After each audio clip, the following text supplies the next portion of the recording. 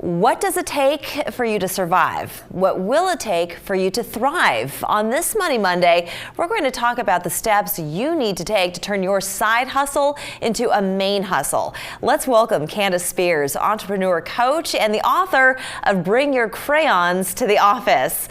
Gotta ask you about the title of your book, but first, you went from a Fortune 500 marketing job to setting out on your own. That had to have been a frightening leap to make.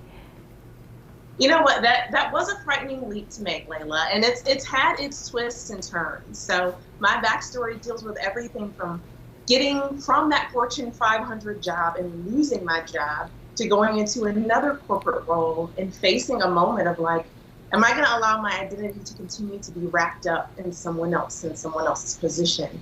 And then setting off on a 12-month journey that said, nah, I need to venture out on my own and make it happen. And so now I'm here. That's incredible. So what were you doing in that job while you were thinking about what you wanted to do and what you were kind of doing on the side that you thought this is going to be my main hustle, as you call it? Yeah.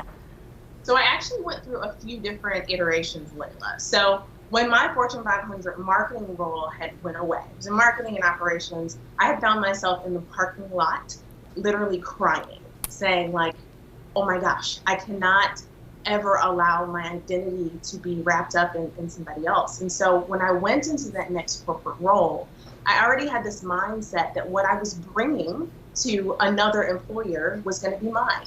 And that's where Bring Your Crayons to the Office got written, because it was a matter of what's the value I'm bringing to this company? How do I now bring it on the outside? And so before I went from leaving that corporate employer to fully being on my own, I went through about 4 different business opportunities that I explored before finally leaving with a marketing agency. Oh, wow. And so what were you thinking about doing then while you were going through these 4 different jobs? What was it that you were planning on setting out to do on your own? Yeah, so I was in a period of discovery for 12 months. So once I had made the decision that my next move is going to be for myself and full time, I started saying, what is the thing I want to do? I went from starting a blog, I went from creating a career course, which didn't go well at all, and then finally said, hey, marketing and technology is my strong suit. I know a lot about real estate because my mom's been in the business. Why not just help real estate agents? And so that's where I launched that business, got some clients before I left corporate, and then kind of went out on it. That's incredible. Now, you authored a book, Bring Your Crayons to the Office. What does that mean exactly?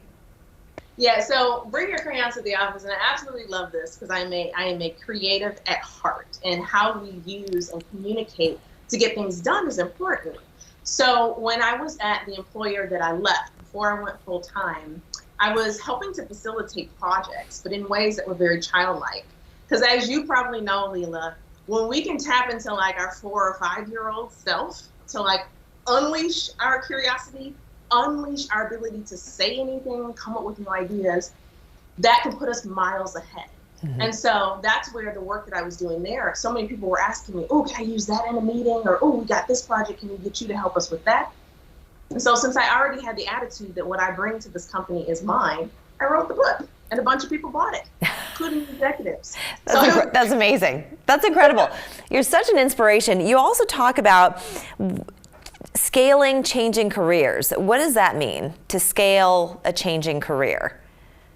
Yeah, so whenever you think about being in a particular position, right?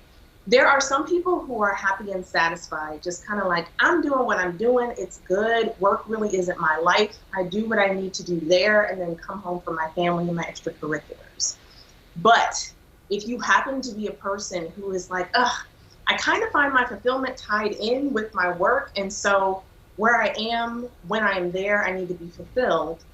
What can happen is you find this need to change and role change. And I'm a millennial, I know we all know about that. Right. But we find this need to sort of hop around. So when we talk about scaling and changing careers, it's how do you hop around to meet that expectation of I'm going to get that fulfillment, but also how do I grow in a way that I'm leveraging what I did in this last role to get to the new role? That includes knowledge, money, all of that. So it doesn't mean completely changing your identity. It doesn't mean completely changing what you do, but you give 5 steps that you need to follow before you turn that side hustle into a main hustle. And I just want to start here. Getting grounded in your intention is one of them. Determine your monthly survive and thrive numbers. So that sounds like while you're not making the thriving numbers just yet, the thriving dollars, that you need to at least be able to survive while you're figuring things out. Let's get to the third one. Start acting as if you're full-time now. Get branded. That's a big step. It is. It's a huge step, and it tends to be the step where people are the most scared. Because what I advise in this is you go from, let's say on LinkedIn, you go from being, hey, I'm Jane Doe at Sesame Street Corporation and I do this, to saying, I'm Jane Doe, I'm a difference maker. You don't have to go all the way to the extent of, I'm Jane Doe and here's my business, because the insecurity tends to be, I can't say that. I'm still at my job. They're going to think I'm not working. They're going to think I'm not doing what I'm supposed to do. Right. So to give a little bit of peace and comfort, just sort of broaden out what your role is and what you do, and don't get tied to what is today. That's right. And then 4 would be start finding and making more money. Very important. And finally, affirm your success in word and action. All excellent advice. Candace, I want to thank you so much for joining us. Layla, thanks for having me. Yeah, we've got more to talk about, so we hope to have you back. Thanks, Layla. We're back after this.